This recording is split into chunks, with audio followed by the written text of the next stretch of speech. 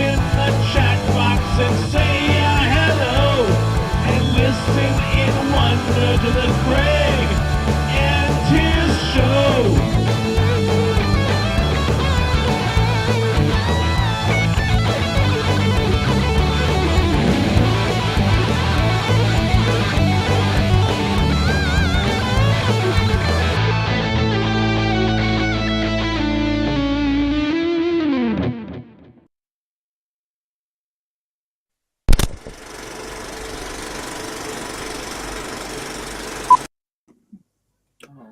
Hello, one and all. Hello. We're back again. We are back again. Here we are again. Thanks for stopping by. To listen to that guy and this old guy. Yeah, you can't say milkman anymore. I'm not a milkman. No, you're not. Barman. Barman could be good.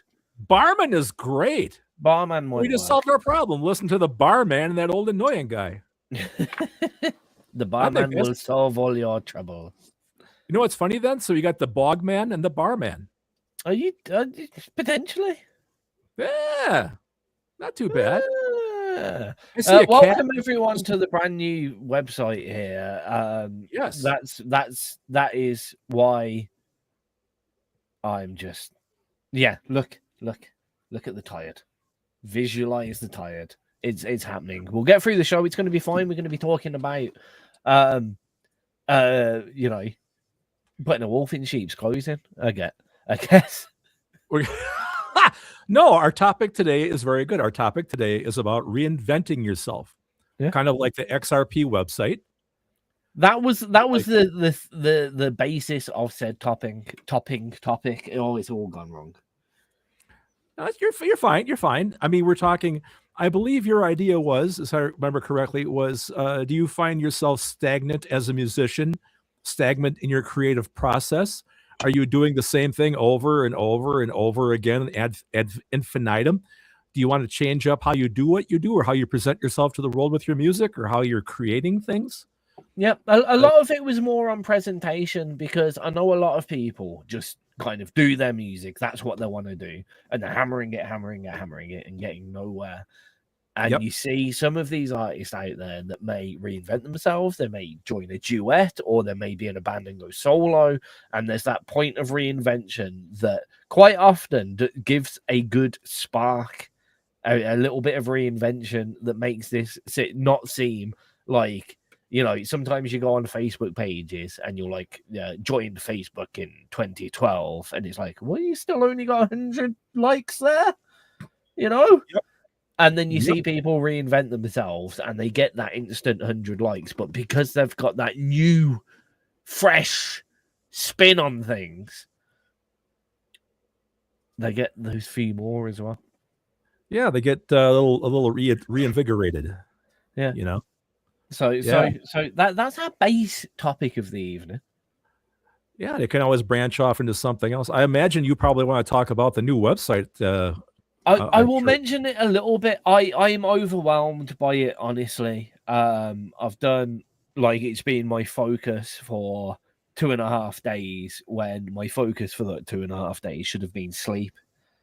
Honestly, I didn't know it was going to happen. And it's not, I'm going to put it this way. It's not even like I'm getting a list of stuff that the website now does. I have to go into the website and press lots of buttons and see what it does. It's massively overwhelming, and I'm exhausted. And I just started a brand new other job 2-3 weeks ago, so it's a lot. If it wasn't for the fact that I know Craig was going mad with not doing shows, I should have probably took the night off. But no, it's okay. We had to do a show. I had to do a show. We're committed. We're committed. To an insane asylum, maybe. Well, people miss our relaxing dulcet tones. Apparently, I mean, I do. Apparently. I think our show is great. I never miss it. I every time that our show's been on, I have listened to the whole episode from start to finish. I've tuned in. I think I saw Kat's face peeking out from behind you with that. God, you guys are full of shit. Yeah, there it is. Yeah, that's the same thing Kanye does. Yeah. Oh man. Anyway, well, I'm happy to be here. At my age, I'm happy to be anywhere.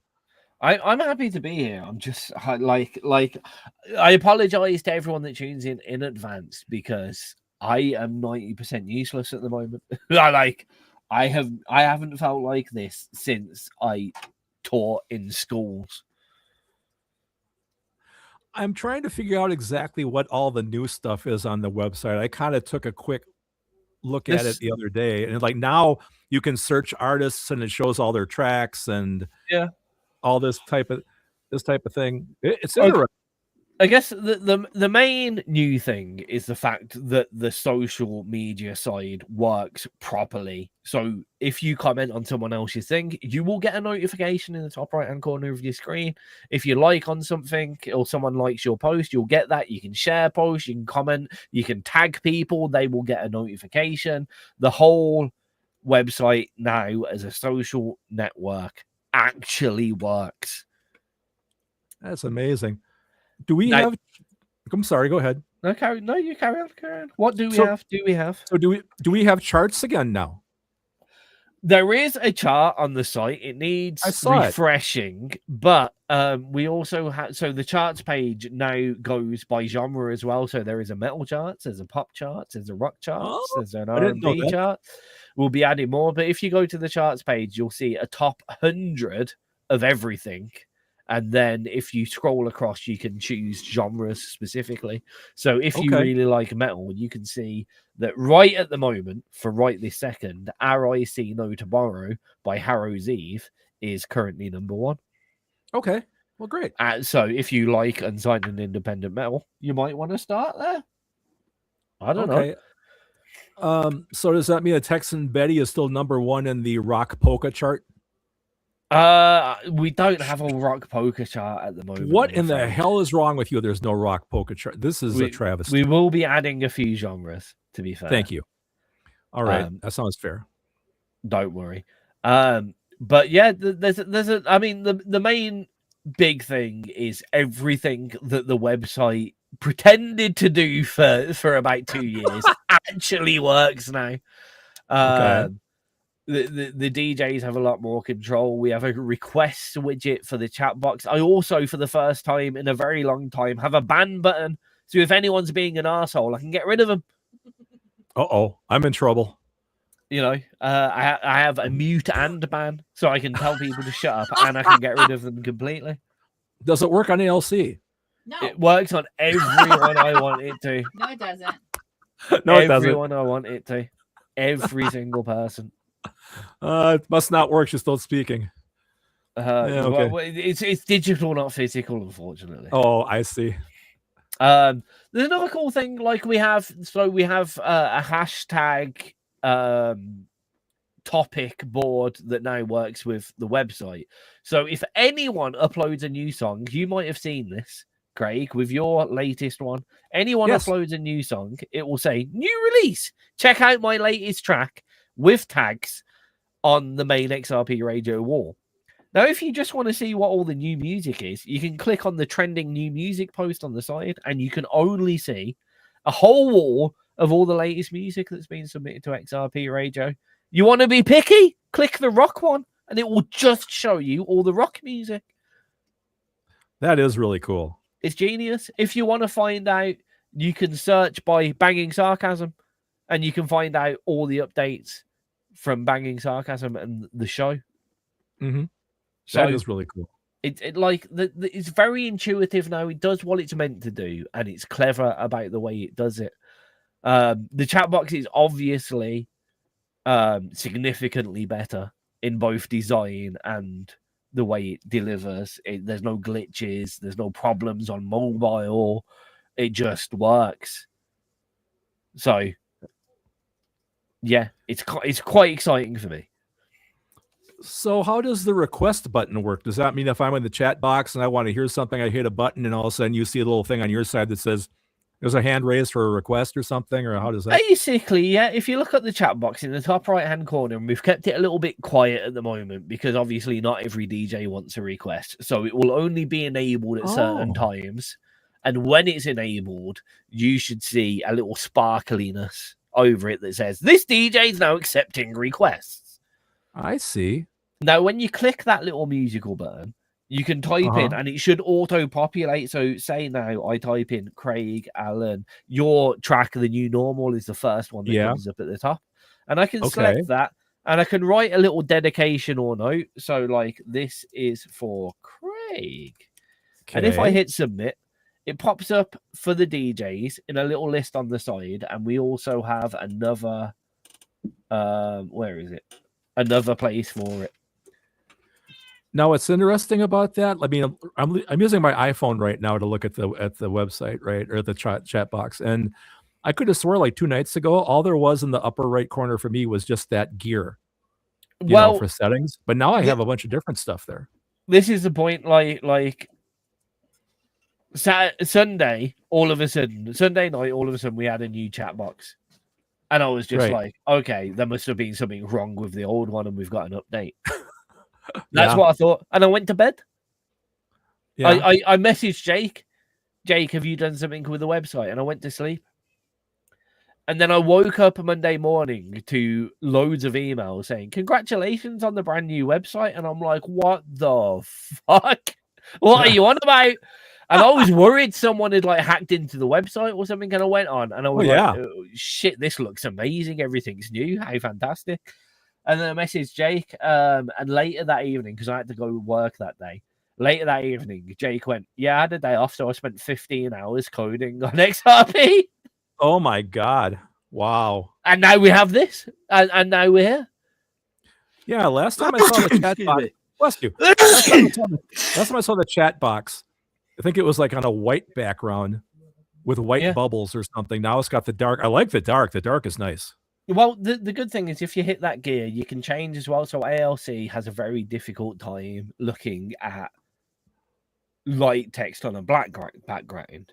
So that's why if you click the little gear, the 4th option you see has a cat on it, for a cat, and it's just all black on white.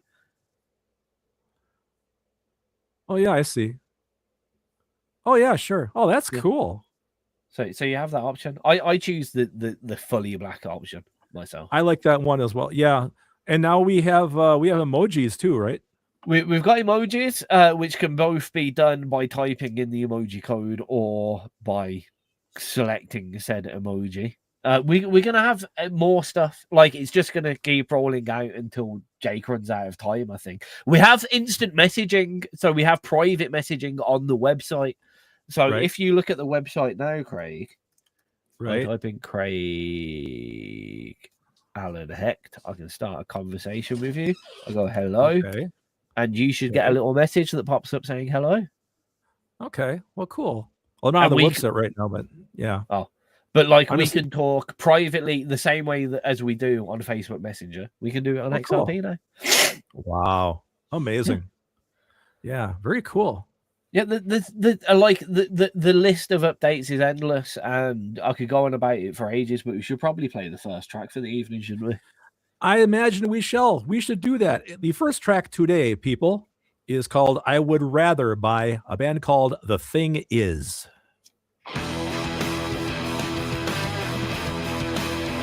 Try and search on Google for The Thing Is, I Would Rather, and find this band. Impossible.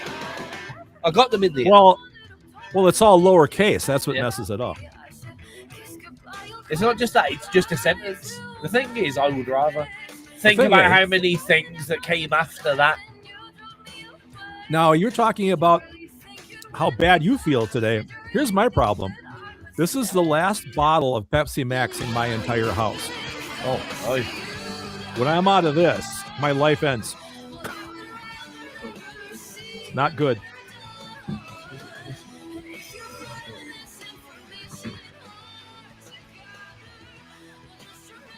Yeah, I've got hay fever anyway. I've had to do 5 jobs for the past couple of days. Yeah. I'd lined up because Monday, I'm not joking. I just collapsed on the sofa. Cat Well, you just said- picked me up off the sofa to get me into bed. Well, you sent me all the stuff you did that day at the bar. Remember, you made all these drinks and stuff. And Just exhausted. does this make the milk? Does this make the milkman thing look good? No, because I did 5 hours work and 12 days because of travel with the milk. Today I do. Well, now I do a maximum of 10 hours work. That's the longest my shift can be. And I walk home in 5 minutes with free food from a Turkish grill. I got to admit, it's hard to argue with the location. I mean, a 5-minute walk is fantastic. It's uncomparable because it means they can send me a text message and I can pick up a shift or get rid of a shift like that. Yeah. It's perfect. But we've put a lot of effort in because it's just over. And that would have been fine. That would have been fine if that was it. If I got to Monday at 5 o'clock and that was my day, and then I had 2 days off, cool. Yeah. But I got Sunday night and I got a whole new business, basically. Gotcha. And just imagine how many people have made, whilst development's going on, have messaged me either saying, "Oh, it looks really good," or on the other side, "This doesn't work. This doesn't work. This doesn't work. This doesn't work." It's been non-stop since Monday morning. Non-stop. I've got people. Oh, sorry. It's not a bad problem. Radio. It's some problems yet. Not busyness isn't a problem as long as you can cope with the busyness. I've got some of the big names of the independent world have suddenly locked onto us and gone, "Oh, so you've finally done it, have you? All right then, let's have a meeting."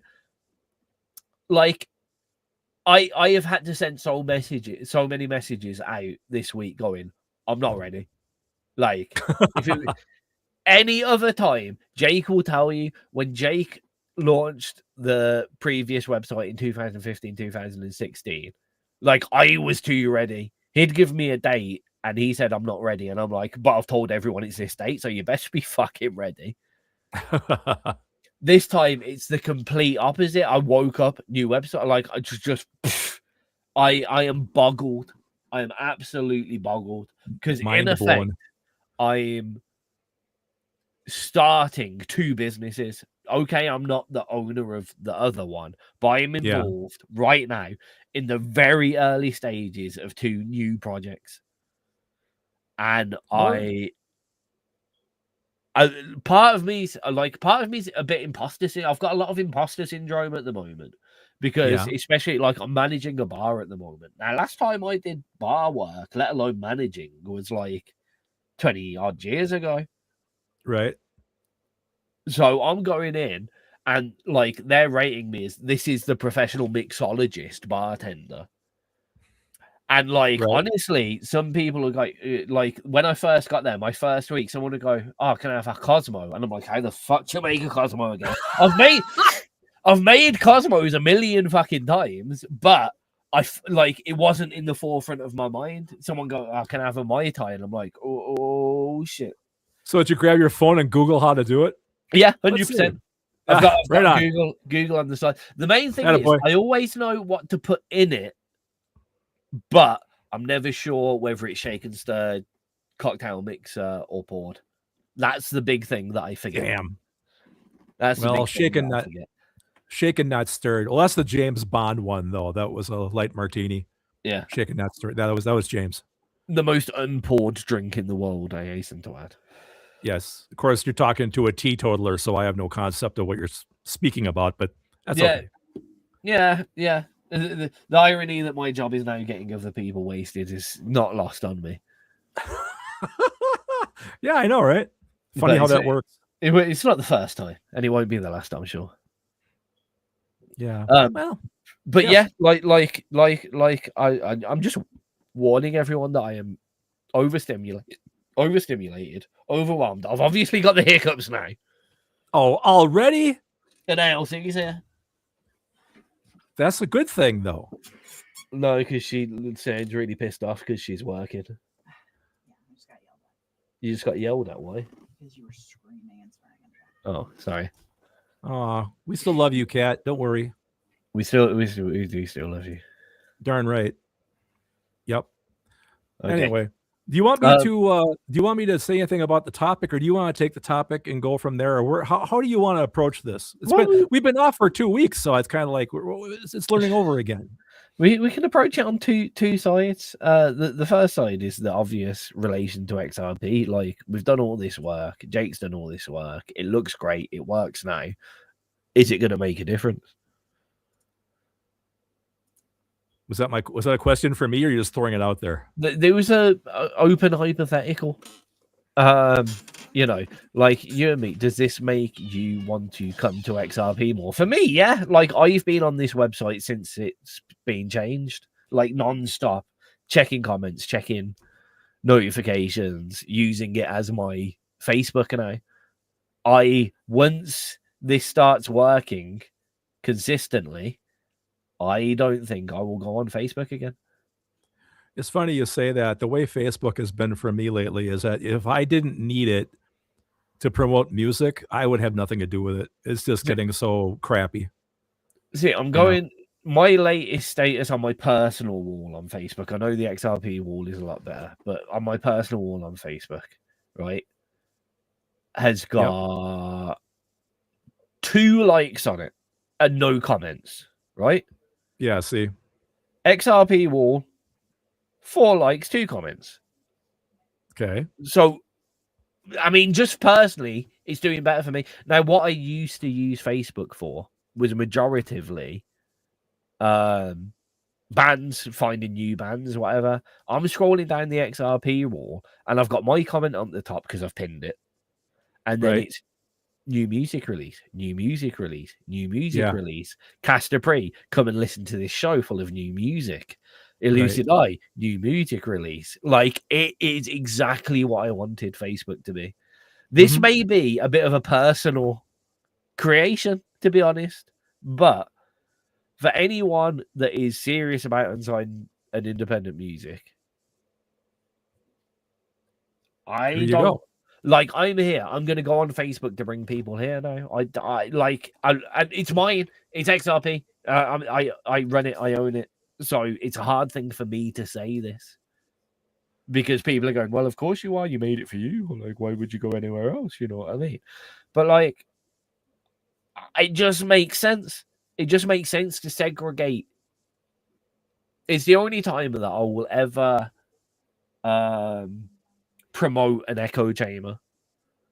But the way independent creativity is on social media, it needed to get away from there. Otherwise, it's just going to get wrapped up with all the artificially created cover big bands.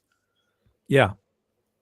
You know, like, I'm looking at the charts. Standing Crew is #1 in the charts now. Standing Crew didn't have to compete with Metallica. Standing Crew didn't have to compete with... Standing Crew is now competing with similar bands to Standing Crew, so it makes sense. Well, of course. You know, I don't know. I don't know. It's just it's boggling my mind because it's something that I've dreamt of for so long, and now it's here, and it came at the wrong fucking time. Well, you know, it's like getting married or having a baby. You know, you never. If you wait until the time is right, it never works out anyway. So just I guess so. Let it happen, man. So. You know, like, we'll get married when we can afford it. Yeah, right. Just get married. You know, that's how that works. That's how life works, guys. You're not wrong. You know, but I mean, it brought me to looking at some of my old music as well. This whole process, because it's like we've got this platform that I have designed and dedicated to independent musicians. Mm-hmm. Will it work for me as an independent musician now? And I'm also thinking, my last EP is what, 15 years old? Like, so probably. Is there some reinvention to do? Do I go back to those old tracks and remake them just like you have with the new normal version too? Yeah. I can't wait to talk about that. Or do I just carry on with what I'm doing, knowing that I've got a nice shiny new platform to put it out there on. No, like there's a lot of people out there that are tossing a coin between, well, my name's out there and it looks like it's not doing well, so shall we try a different output? Yeah, a different avenue. Yeah. You know, Yeah. like I've seen that there was Motor Raider was a specific Motor Raider Ed Spand, who used to be a DJ on here. Yeah, I remember them. Yeah.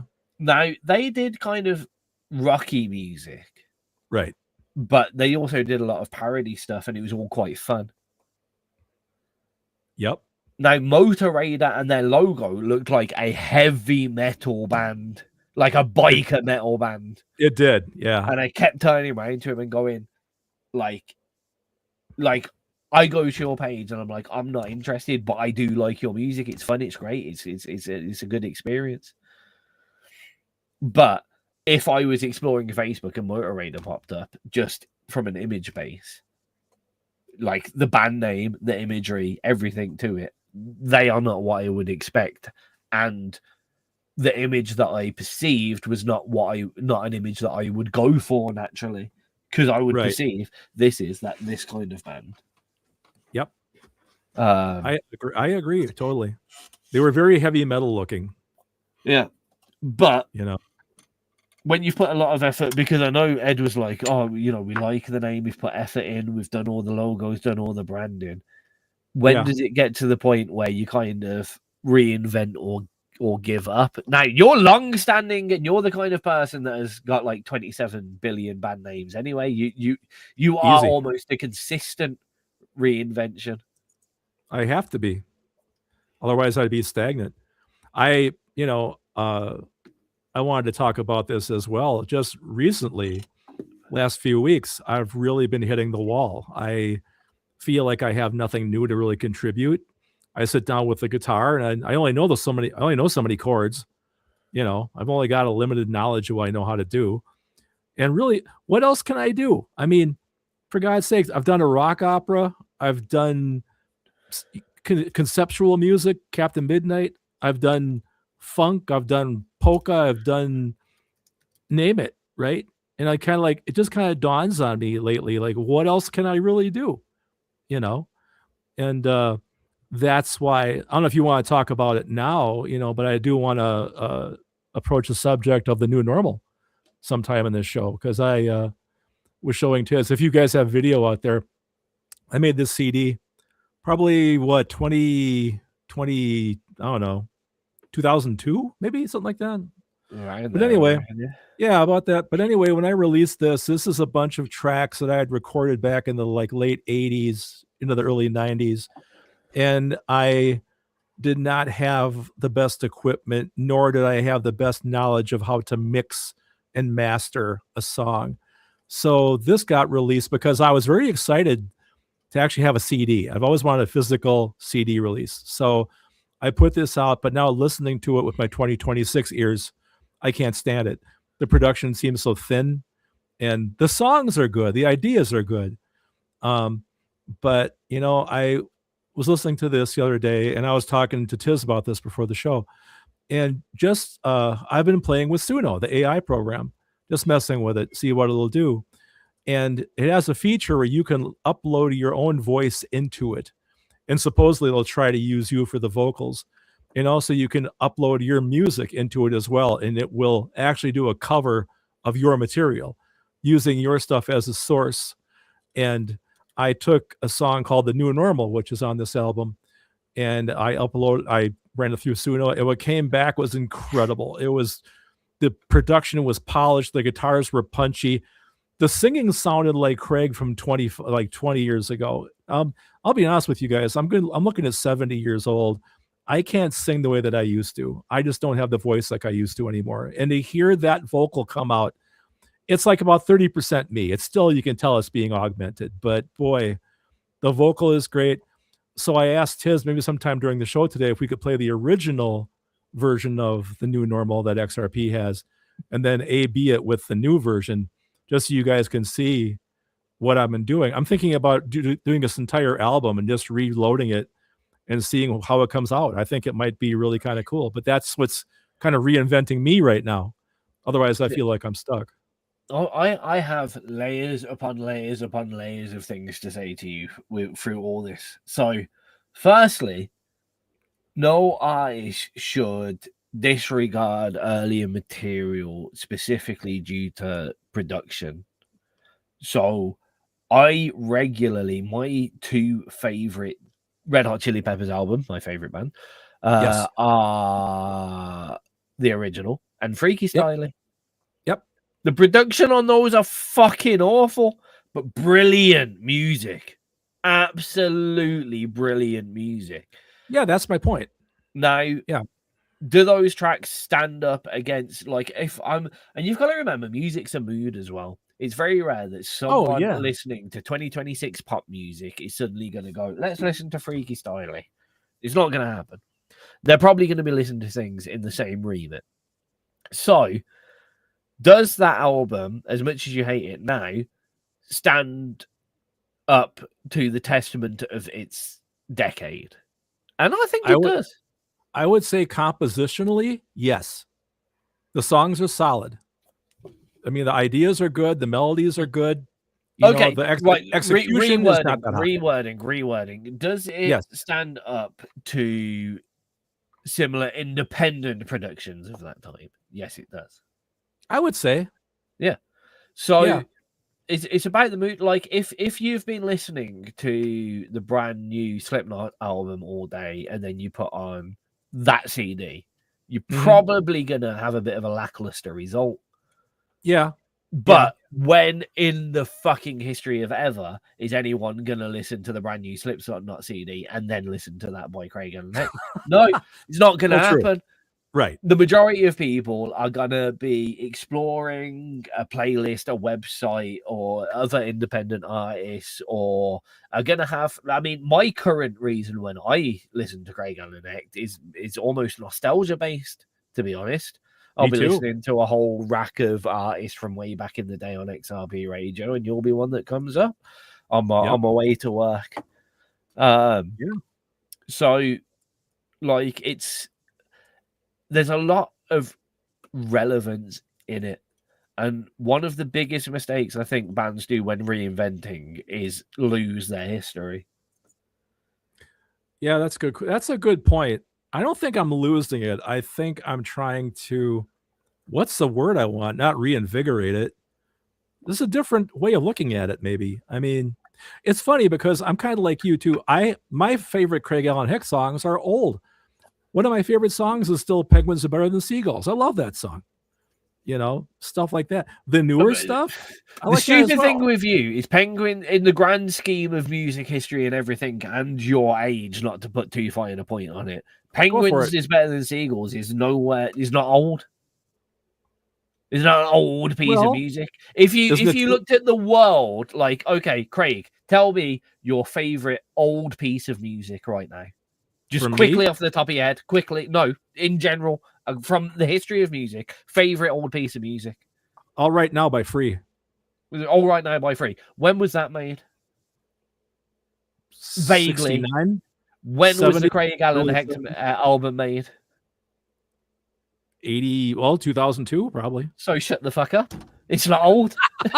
like this is something that I want a lot of people to consider. Now, there are tracks out there that people have made that may then be distracting to what they do nowadays. What they do nowadays is much better, and they may have an album from 20 years ago that they don't want to be the first thing people hear. Yeah. That's understandable, but it's still your history in the same way that I will go back and listen to early Chili's tracks. People will go back and listen to early Black Sabbath tracks, Ozzy tracks, Metallica tracks. They are still valid. Now, what's funny about the whole thing too, well, two things. Number one, this album has never been released like on Bandcamp or anything. This doesn't even exist as far as people know, right? So if I remix it and re-release it and I'm happy with it, I'll put it out on Bandcamp, But I was going to say, artists, mainstream artists will do remixed versions of songs, right? I mean, like, here's a brand new album, remixed and remastered for the the present year. oh, yeah. They do that. That's what I'm doing with this old material, really. My last question, and this is just for any artist that's using AI remixing, is at the end of the day, do you still feel accomplished? Yeah. It's funny. If you would have asked me that 2 weeks ago, I would have said no way. But now that I can see what I can do with it, I mean, I have a good friend of mine that kind of dragged me into the whole AI arena. I really is it a was skill? hesitant. Is it a skill that you can do and you feel accomplished by, or is it a skill that anyone has access to? I say both, because the way that I'm using it is I'm using my originally recorded tracks, my lyrics, my ideas, and essentially polishing them, repackaging them. The one thing I'm learning now is that it seems to be a skill. If you're going to generate a song, it seems to be an entire cottage industry right now of how you prompt the machine, what you put into it, exactly what you want it to spit out. I am seeing people now that are actually selling prompts for AI online and making money. Like, if you want your song to sound just like the Beatles, type in this string of prompts and it's going to spit something out. Like, you can actually take a band and pretty well, what's the word I want? Get close to what they sounded like using prompts. What's the word I want? Very complicated, I suppose, the way you do it. That's a bad way to put it. See, this is a flip coin to me, because a prompt is a prompt, no matter how simple or excessive. Like, well, you'd be amazed. If you're going to, my problem is that direction that people are approaching AI with. Yeah. I want this to sound like something that already exists. I want lyrics that are something that already exists. I want something that is relevant, relative, already exists. They're there. So if we're putting in a prompt, if I could recreate the Mona Lisa by putting in prompts, is that my artwork? No, it is not. Not at all. Not at all. So if I type in, this is my track, but I want it to sound like the Beatles, is that my work, or is it the Beatles' work? It's the Beatles' work. Right. Exactly. That is where I am at with it. If you're approaching it and go, I have something completely new, completely original, but my biggest issue with that is, if it's completely new and completely original, AI have never heard of it, so you shouldn't be using it. That's a very good point. You see where I'm coming from. I really do. If you're going to an AI unit and going, master this, or make this sound slightly better, pull out make the treble pop, make the kick drum heavier, that's one thing. And because that's what I'm doing when I open a compressor and turn up the threshold and turn up the knee and change the Q. I am going to that compressor, make this kick drum louder, quieter, punchier, whatever. I just know the specific knob to turn. So if you go to an AI compressor and go, make it punchier, is that in effect that much different to me using a compressor and going, I'm making it punchier? I would say no at that point. That's okay. Yeah. I would rather, in ethics, someone hire a producer that can use a compressor, because we have an exchange of money and a process there. Correct. But if it's a case of someone that's skint, and it's the case of that track will either be made using AI or not be made because I can't afford a producer, I see where people are going there. But my issue is the majority of stuff that goes through AI units is either replication, make me sound like, make this do like, or it's generic and it's just make this sound better. There is large amounts of skill not involved. And what scared me most about your track, Craig, as you saw my comments on it, it's punchier. The vocals are classy, they're clear. It does not sound like a Craig Allen Hecht tune at all. Full stop. It doesn't I sound know. like you in the vocals. It doesn't sound like you as a guitarist. It like I sat there and listened to it and went, "This is a good track." This track was not made by the person that I clicked on at all. Like it is a really good track. It's punchy. Everything Oh, it's sounds amazing. good. It's quite quality, but I wanted to listen to Craig Allen Hecht. I didn't want to listen to a recreation of, in effect, from my point of view, The Offspring. It's that style of guitar production, that style of drum production, that Right. style of very crisp vocals. If I want to listen to The Offspring, I'll just turn on The Offspring.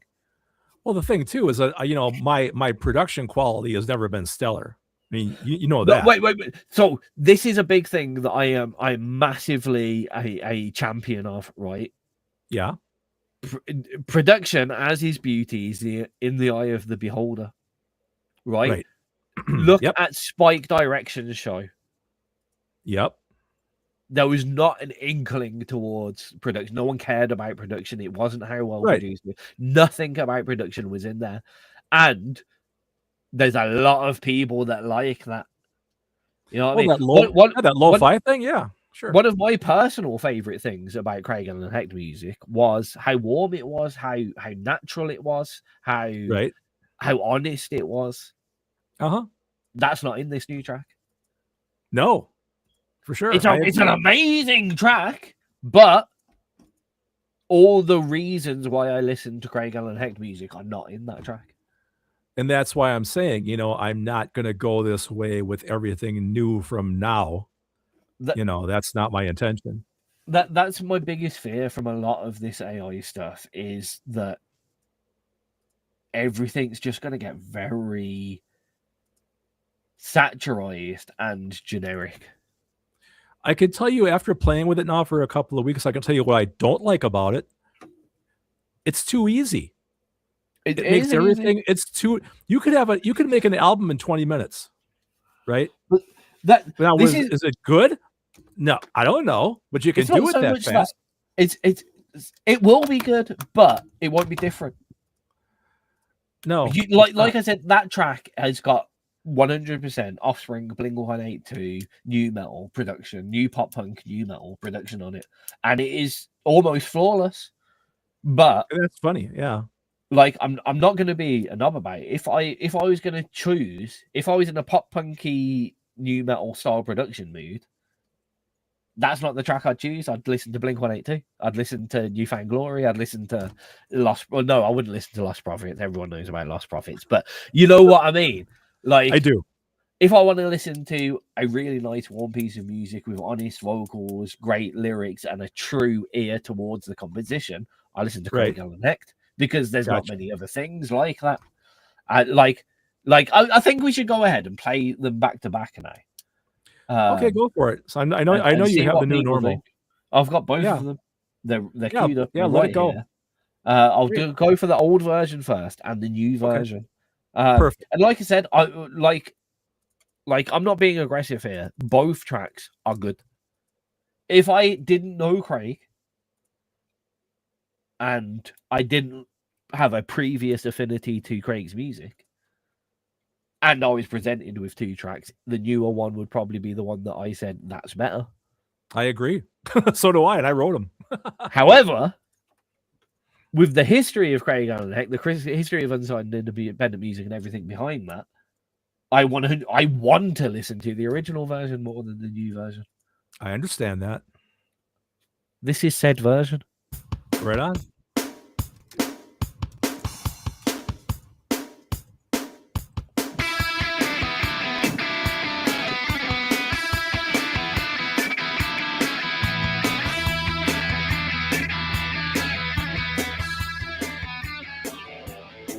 Social media's taught me, and everything is that all I know is wrong.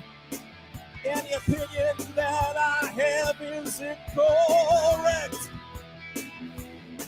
Some jackass comes out of the blue. He knows it all. He knows the truth. It crushes me like I was an insect.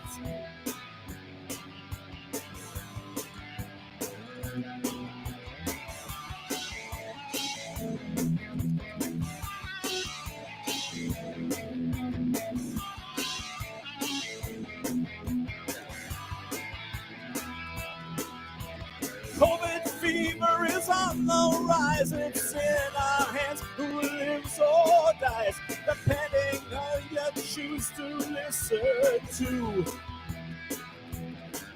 But you can't take our freedoms away. The gun-toting patriots will say, don't just stand for the red, white, and blue. So this is the new normal. I like the old one back. We're on the brink of madness, I believe. One thing after another, days blur into years. Like a crazy book, no writer could conceive. The genius in the White House says that this is all a hoax. He covers up his ignorance in tweets. How can his mind be so far gone? Reality he lives in none. His ears are deaf to crying in the streets.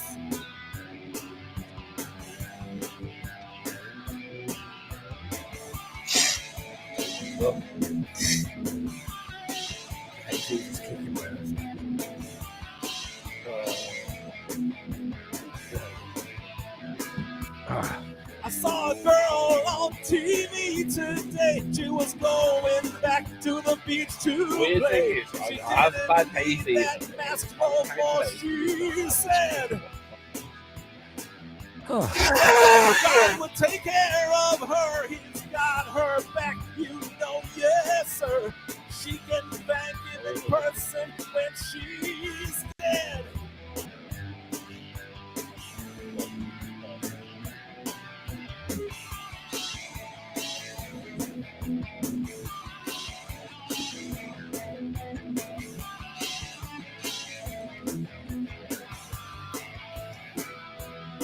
So if this is the new normal, I like the old one back. We're on the brink of madness, I believe. One thing after another, years blur into years. Like a crazy book, no writer could conceive.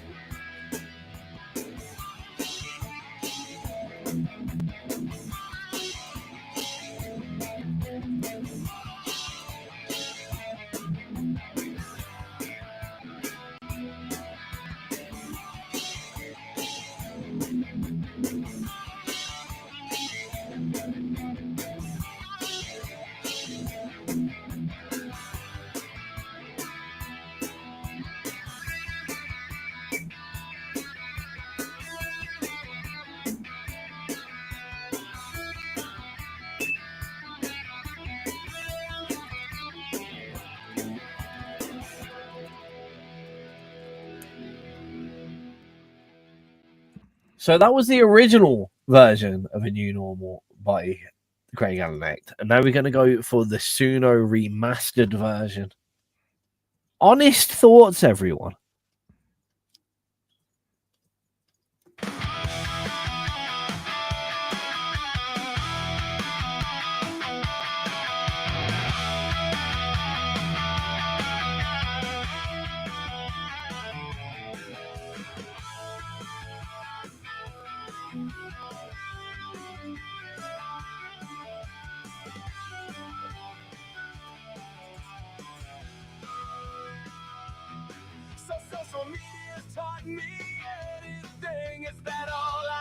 See, that's not Craig Allen Act. Sorry.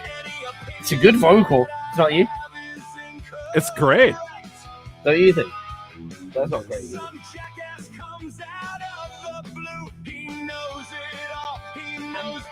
the vocal sound like great.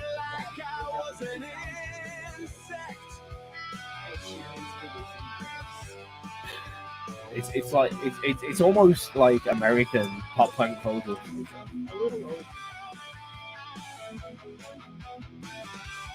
But I like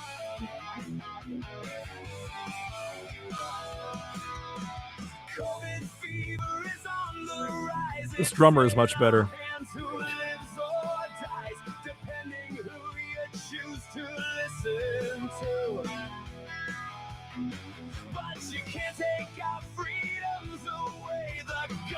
One of the weird things I would say is I listen to this as a whole track, whereas I listen to the other one. Yeah. You as a guitarist and a vocalist and a songwriter. Yeah. That bit, yeah, that's horrible. Yeah, it's a little glitchy. It's not even the glitchiness. It's like it's just so. It's not you. It's exactly what any pop punk band would do, and you're not a pop punk band. No, I'm too old for that shit. It's just that's not the only thing that I can keep saying. It's an okay track, but it's not. The thing about it for me is the sound of it. The guitars are fucking killer. Not to see. I prefer your warmer guitars. Really? That guitar sounds Wow. like every other pop punk guitar that I've ever heard ever. So, like, why is it better than, like, if I'm going to listen to this kind of music, this is what I keep saying, if I'm going to listen to this, then I'd listen to what I already know is good. Yeah. Like, this is so generic. It's exactly, like, if Blink-182 brought out a new song at the age they are now, this is what I expect I would get. That's the thing. We're looking at it from different sides, which is cool. That's what we should be doing. But for me, it's the original song. The drums are like a Zoom drum machine, right? You know, boop, bop, boop, boop, bop. This has actual fills and, you know. But it's not, like, See? How do I put this? I know what you're saying. It's generic. That's what AI does. No, cheddar with garlic is shit if you don't like garlic. Right.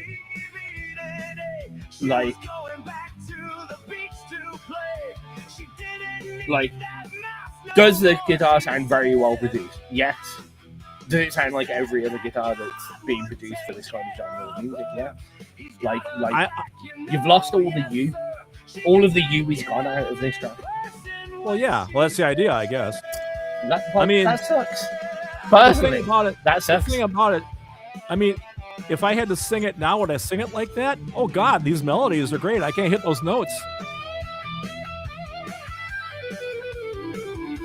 Yes and no, though. Like, then sing the original that you can hit. Like, I don't know. It just sounds so. Generic. I listen to all your other music, and I'm like, you listen for the badly played notes, even. You know what I mean? Right. I am so surprised that you have given me a track to listen to, and I hate to say it, but I've got zero interest in it. I'm not interested. That's it fine. Sounds like everything else. It's not you. If it was you, I'd like it, but it's not you. It's not Craig Allen Heck. I want to listen to Craig Allen Heck. I get that. That's where I'm. You're listening to XRP Radio. You just heard two versions of the new normal. What are your honest thoughts? Kai Machine says, "Call me daft, but V2 is the one. Although both have their merits." So if you didn't hear the intro to that, the new normal is the original, and version 2 was put through Suno AI mastering and mixing. In short, and like I will not stand back. Like I've been tricked by a lot of AI tunes and gone, that is a good tune. I have been entertained. I've said this a million times with what was it? Fuck. Seth Drums, who he started off. I've mentioned him a lot. Oh, that guy. Yeah. Yep. Starts off drumming to other tracks, then starts drumming to comedy tracks, and now he pretty much only does AI comedy tracks, which tend to be the cowboy tracks about being gay, and they are funny and it is entertaining. I will not put that away. Now, this is the critical moment. If Craig turned around to me and said, "I've just submitted a track to Seth Drums," and I went and watched it, and I heard one of those generic cowboy gay songs, I would be upset. Oh, sure you would. It's now, a little part of it is I don't like change. I'm not going to deny. But I was saying to Craig, and I didn't pull any punches there. That wasn't Craig. The new normal version 2 is not Craig Allen Hecht. It's a good track. It's got that new metal pop punky vibe in production, which is nailed bang on the head.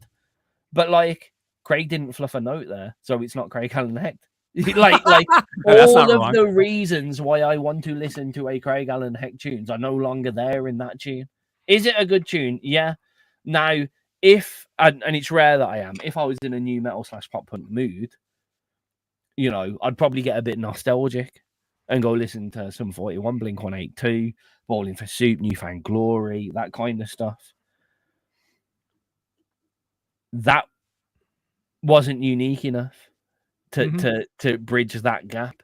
So, from my point of view, and it may just be because I'm a long-term friend of Craig and enjoy his music and his composition. Right. It could be from that point of view. It could easily be from that point of view.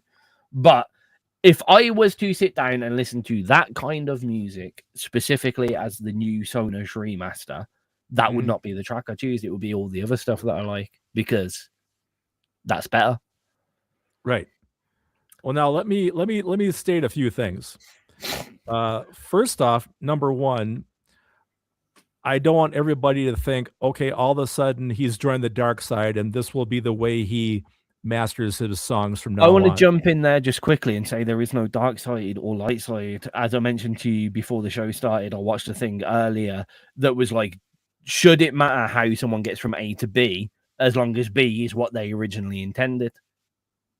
Good point. You said that. You said that before the show. I apologize. You're correct. Yeah. You know, but anyway, if you had a whole song in your head, yeah, and you're not a musician, and the only way that song would ever come into existence, because you have no money, no ideas, is to use AI, and it's a good song and it's good composition. Who are we to say that's wrong? You know, again, like, people in the past used to literally, as they're playing, turn the volume up and down. Then compressors were invented. Yeah, right, exactly. You know, as I mentioned to you, when the one track was playing, you know, if I turn around and turn the knobs and tell my compressor I want this kick drum more punchy by upping the threshold and whatever, is that so much different to me typing into a box? I want this kick drum more punchy. Maybe you should turn up the threshold. Technically, no. But my biggest current qualm with all AI stuff is I hear musicians that I already like using it, and now I don't like them, and that sucks. Don't worry, you're still gonna like me. I'm not jumping on the bandwagon for all this shit. No, like you as a person, and you may use it again. And I don't see why. What? Kind Machine said you may call me back, Dust, but version 2 is the one. So he was the other side. You know what I mean? He was. No one is like I always, and you know this of me, Craig. Like, if a shit track is played on XRP Radio, I'll tell everyone it's shit. I'm the most critical DJ probably on air at the moment. Yeah, probably. You know what I mean? So I am coming at it with the daggers. I am. And don't take that personally. And again, would. I'm not saying the track is shit. It's a good track. It's a really good track. Well, the second point I was going to make is that don't let people, make you think that this whole AI thing is so easy peasy. It's not, because I'll tell you right now, when I generated the WAV file out of that, I had to fly it back into my gear. I had to EQ it because the original thing was so tinny and brittle, and there was no life to it. To get it back to what you guys are hearing now, I had to crank the hell out of the bottom end of it, bring down the middle a little bit. I put a 3-band EQ on it to make it sound a bit more warm. If you would have heard it straight out, it was just flat, Well, So Kind Machine just said in the chat box, his own view is it all about the song. The casual listener won't care about plugins, gear, or how it was mastered. And you're quite right there. At the end of the day, we're working into a world where people will be able to type in the exact entertainment that they want, and they won't be a human element. It will come to a point where Marvel won't be making movies because people can type into, excuse my hiccups, not a problem, ChatGPT and say, make me the new Marvel movie. But I really like Iron Man, so make Iron Man the victor. And that will be exactly what they want, and they will enjoy that. There will not be, the people won't go to Spotify. They'll go to ChatGPT and go, I want some emotional music. I'm feeling bluesy. I'm a bit down. And they will get exactly what they want. And the more people use AI, the more their device that holds the AI, the more I use this and go, I want this kind of funk music, the more I will get the right kind of funk music back at the end of the day. So we all need to realize that that is where the mainstream is going. And my point is, again, like I said, that track was like all of the pop punk. So do you want to compete with 7 million saturated musicians? Do you want to make your track sound like that and not get anywhere? Or do you want to pique people's interest and get small places? I would go for the big, like when every single person in the world can type in and go, make me a track that sounds like a bit like Blink-182. That track's going nowhere. Sorry, Craig, but it isn't. Do you see what I'm trying to say? Of course, like, of course I do. What we're in a niche market with XRP and independent music where people want to come here for something specific. I mean, the whole idea of this conversation at the heart is that I have a bunch of old music. I don't care for the sound of it anymore. So I want to remaster it and I want to see what it sounds like. Now, does that mean, now let me finish. Does that mean I'm going to upload that to XRP? I don't know. I might just hang on to it for myself, and just say, okay, so that's what it sounds like. All right, cool. And I'll move on to the next thing. It shouldn't be about whether you're uploading it or not, whether you put it on Spotify or not, whether any of that or not. Like what I'm trying to say is, at some point there needs to be a disparity between the two. I agree. And when you're like, I use the word saturation a lot. When you're working in a saturated market, when like I said this about 10 years ago when Logic Pro and Cubasis Studios became pocketbook money. Mm-hmm. Everybody can make music. Everybody is not on a financial competitive level to mainstream music. So why go there? And one of my points, I guess, is if you want to do it, you want to listen to it, you want other people to listen to it, that's one thing, right? Mm-hmm. But from a musician standpoint, from a business standpoint, that's another point as well. I was just going to answer that in the chat box. Yes. Yeah, that's a wild point, to be fair. There's a lot of guys right now worried about that kind of machine or record. Sorry. Yeah. And so they should be. And in the reverse of everything that I was saying, why are you worried? Because again, I want to be very strong on this. I am 100% confident in these words. Right?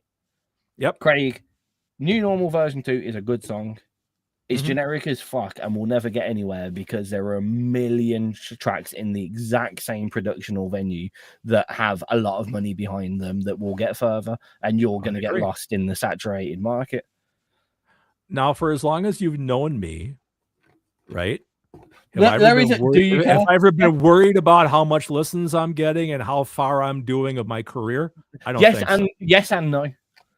Yes and no. Because in your most chirpy points, you'll be, I've just made this track and there it is. See, fuck you all. And in the worst points, you will literally be like, well, no one listens to my music. What's the point in carrying on?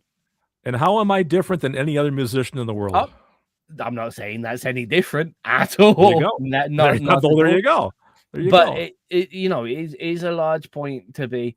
I mean, I worry because you used to get very upset about how much your more parody styled song and comical songs did better than the tracks you got a lot of effort into. It still scares me. Now, I can't imagine, from my personal point of view, say if I redid Still Smoking as a Suno remaster and it went viral, I'd go into straight depression straight away. I would be absolutely devastated to know that a computer made the track that I spent a lot of effort on and loved to pieces, and it's one of my most popular tracks, got famous because I chucked it into AI. I would go into severe depression for that. I know you don't would. think I would be able to cope with that. I mean, I hate my own music as it is. To know it suddenly got We know. liked because I put it through a fucking computer, like Right. that would Right. be devastating, and I think it would be devastating for a lot of people. I agree. You know, Yeah. you may have. I mean, you're coming somewhat from my point of view. Is you I don't am. don't like that album anymore, so it gives it another Not- breath of life.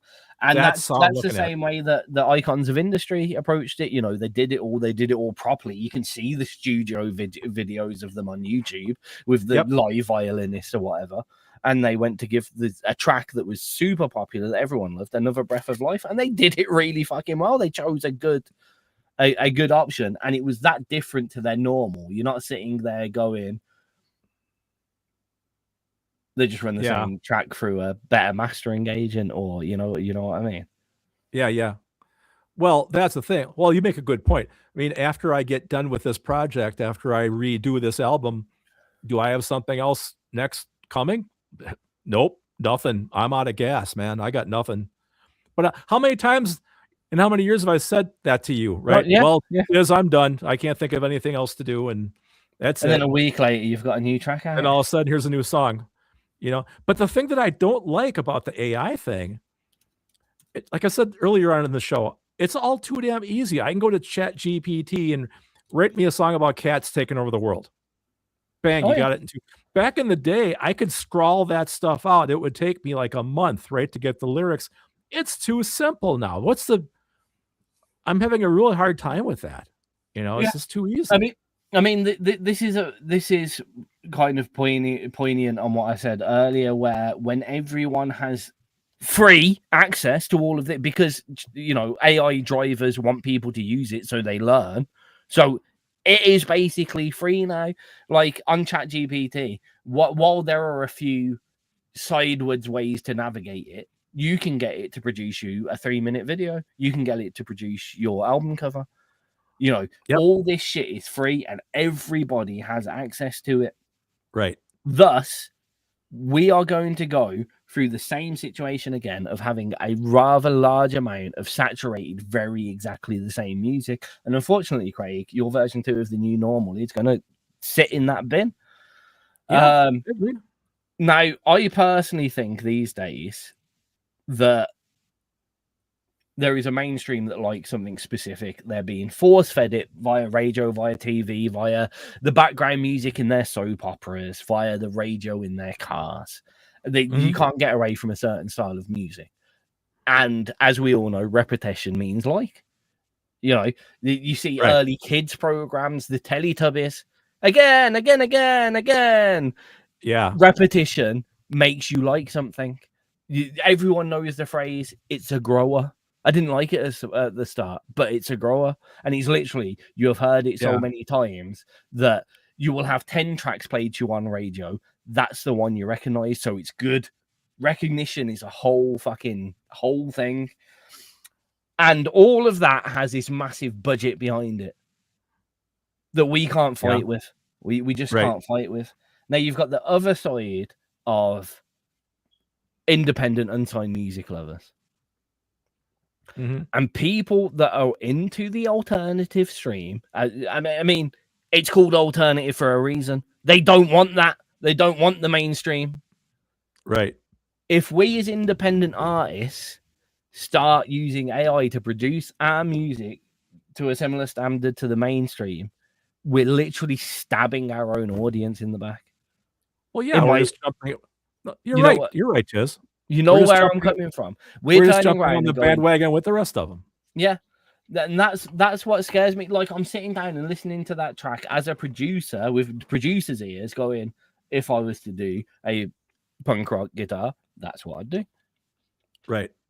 But I don't want to do that. If you came to me as an artist and sat right next to me, and I produced your guitar, would I fucking do that? No way. No way. No. No, absolutely not. I would digitalize your warm sound and go from there.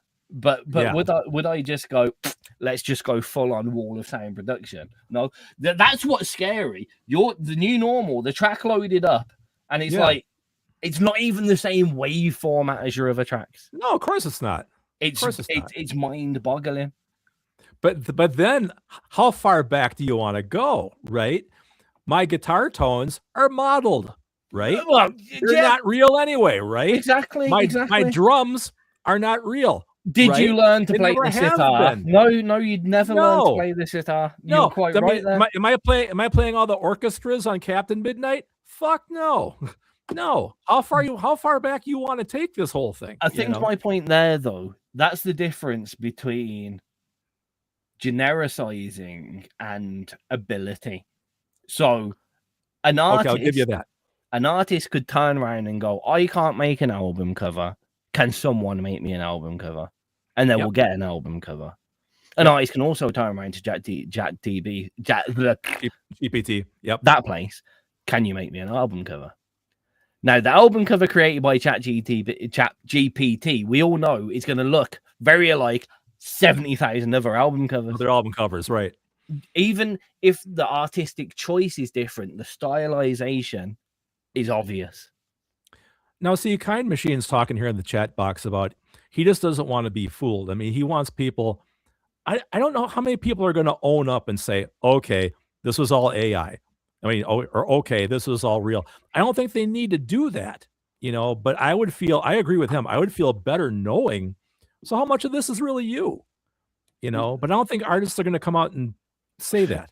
What I would rather see in 2 short years, XRP could be in the position where every single piece of music is, or at least a high percentage of the music we get submitted is created by prompts or a computer. Right. Now, say if a promotions agency like Bespoke Media hear this promotions, turn around and go, why the fuck are we bothering with artists? Mm-hmm. We know what people want. We're a promotions agency. We book these bands because we know people want these bands, but we don't have to worry about them anymore. Yep. Yeah, for sure.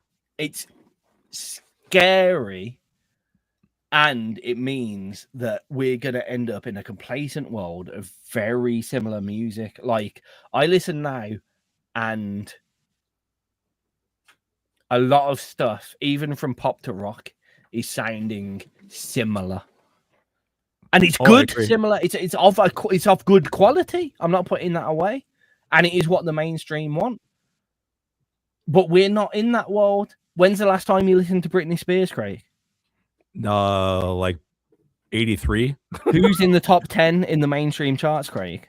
No clue. Right now, exactly. We don't want that music. We do not want that music. Right.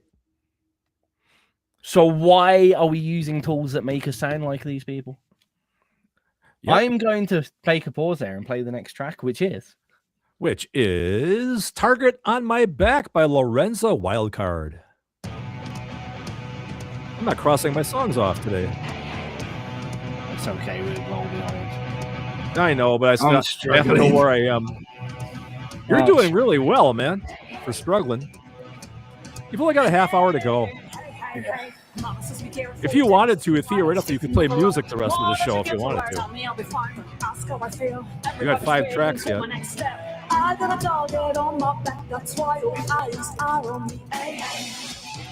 This has been good conversation.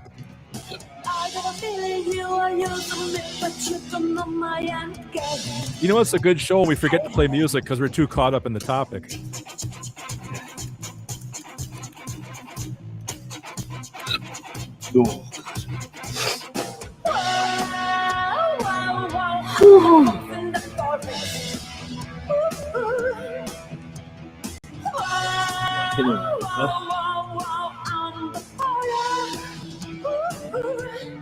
And the part that's ironic about it, I'm probably one of the most independent and unsigned people you're ever going to hear, really. I mean, does my music fit any kind of genre? Not really. Well, I think the main thing that you see a lot of on XR is love for a person's sound. AI Yeah. has a sound and real people have a sound. And Yeah. whilst AI may be enjoyed by a lot of people, I think the majority of people that come to this kind of platform or in our networks are looking for not that. Oh, I agree with you. I mean, you know, do I really want the DJs to spin that track? I might go back into the database and delete it. You know, I just put it out more for a comparison.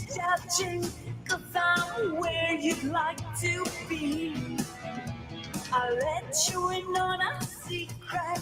Please make sure you understand. This is my Serengeti, and I am no prey. It's turning tables now. Good chat today too. Yeah. You want me to inspire? Like I'm down on her. It's turning tables now. Yeah, I'll probably take that track out of rotation because I just wanted to do it today to do A, B, the two. I have no, like, I'm not for or against it. I know. Leave it on, don't leave it on. That's your choice. Like I said, I'm gonna put time into redoing the album and to see what it comes out like. If I think it's good enough to do something with, I will. Otherwise, not a big deal. You know what I don't like, Tizz? It's like I've kind of seen a peak now of what AI can do, and it scares me, and I don't like it. I was better off when I knew nothing about it. That was a fun comment from Craig just before we enabled. It's true. It's absolutely true. I just said to Tizz, but while the track was playing, I think I felt better not knowing a thing about AI. Now that I've used it and now that I've seen what the capabilities are, it scares me and I don't like it, and it makes me feel icky. It's like now I've seen what Pandora's box looks like when you open it up, and I don't like that. You know, it has a million levels of scariness from the point of if you've ever plugged your stuff into an AI machine, that could be spat out to someone else. Yeah. Not in a malicious way, not in a someone trying to steal your ideas way, but you have taught a baby to learn it, basically. Yeah. That's the way to put it. So that scares me a lot because in the same way that I am scared of you and your tracks becoming very generic, yep, your sound could also now become part of that generacy. That's a made-up word, by the way. If they take that original guitar tone, they can have it. I think that was the old pod. Remember the old red pod? I think I recorded that on that thing, the kidney bean. Yeah. That's how old that track is. Your inspiration and cues are now available to everyone else that uses Sonos. Yeah. Yep. I've sold me soul to the devil. Not necessarily soul, but now Sonos has an idea of who you are. And say if you got pop, see, this is where it gets super scary. Say there's some big companies watching our chat box at the moment, right? And they see Craig Allen Hecht suddenly get, he's getting a bit popular. People are really liking his sound. Sonos, make me a track that sounds like Craig Allen Hecht. You're out of a job, mate. See you later. Yeah. Or even worse, so much music sounds like Craig Allen Hecht now. I fucking hate it. What do we do? You know what I mean? Yep. I do. There are so many pitfalls. I'm not against AI as an entity. It's been used wrong, and it's something that can't be policed, and it will be something that will consistently be a topic. And you're seeing a lot of artists. See, in isolation, years ago, 80s kind of rock band, 80s kind of The Cure sounding kind of thing, a bit heavier. Yeah. They got Matt Pop to remix all of their tracks in an 80s synth style. Right. And to be honest, especially on XRP, the synth tracks got more traction than the originals. Oh, but I'm sure. That was done by an actual person remixing the stuff. And it got them onto the 80s electro circuit, which then brought people back to their original music. So it did work to a point. Now, I see a lot of people like Icons of Industry remix Heavy Locust as a soul version and The Wheels in Motion as an electro version. And it's allowed them to get out to markets that they may not have previously been in. Right. Good. I think these kind of usages are progressive. But I think you have to have a very clear vision of what you want to create out of it. Oh yeah. But you know, you can't go to AI and just go like it has to be such a clear vision, because AI is going to make everything, all the production stylings, the compression, everything very generic. So you need to stand out from that, or you need to use AI as an addition by saying, I don't have a saxophone player. I can't play saxophone. This track needs saxophone. I want these notes. Go for it. I think what I'm going to wind up using it for actually is, you know, I only have so many different drum loops. I have like a library of drum loops, right? And one of the cool things with Suno is that you can generate a song and you can have it just create the stems for you, right? So I can see making like a library of drum loops from it that I can paste into my original compositions. That I think might be really cool, you know. But writing a whole song for me, no. Yeah. But I think I'm going to go back to AI, what I've always done with it, which was like if I'm writing a song and I'm stuck for a word, like a word to rhyme, I'll do that, you know. But as opposed to it writing entire songs for me, no way. But yeah, so I don't know. It's been interesting for sure. But yeah, it just freaks me out.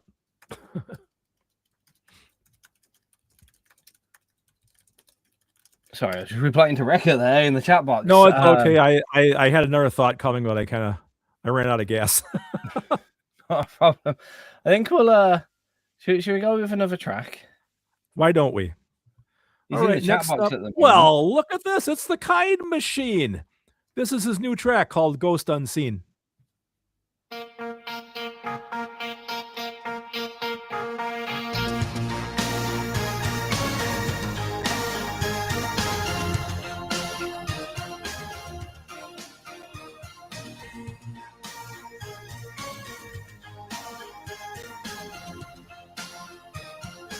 Oh, yeah.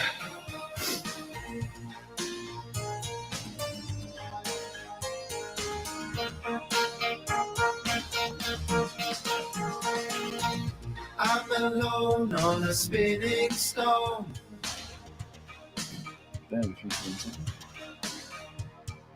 She needs the toilet, Cold sir. nights ringing on my phone. Can you hear me? Yes. She's saying I need the toilet. No, not at all. Every Are you hearing dream things? Are you hearing No. things? I am telling you I'm going to the toilet. Oh, okay, goodbye. I'll be here. I had time. I had a plan.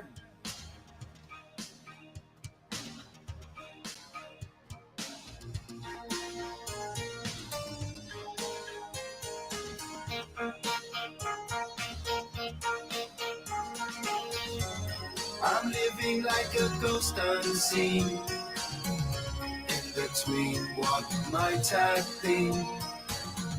No one cares until you're gone, until they hear your final song.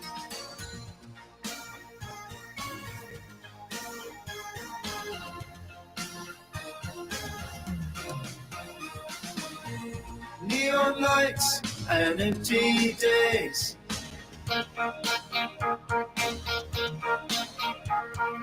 Truth gets lost in different ways.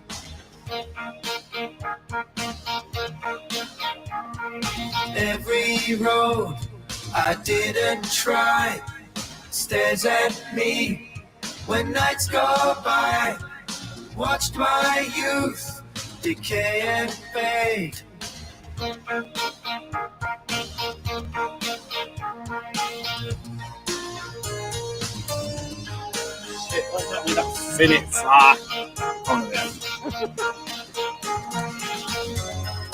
living like a ghost unseen, in what might have been.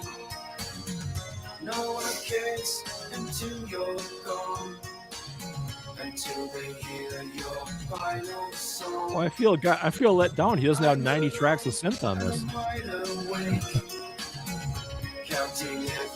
You know what's so funny? For as long as I've been recording original music, I pretty much always design it so a live band can play it. It's like guitar, bass, 2 guitars, bass, drums, keys. Now, I could have 1,000 guitars. I had never thought to do that.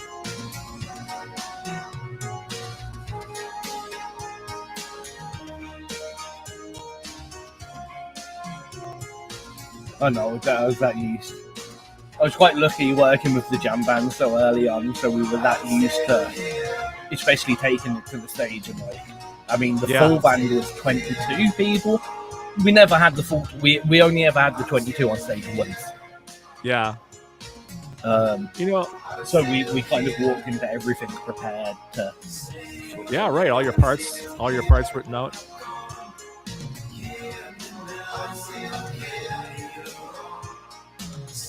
Well, the best thing was everyone learned each other's parts. So, there was one time where I snapped a violin string on stage, so the guitarist played my part. Okay, that's cool.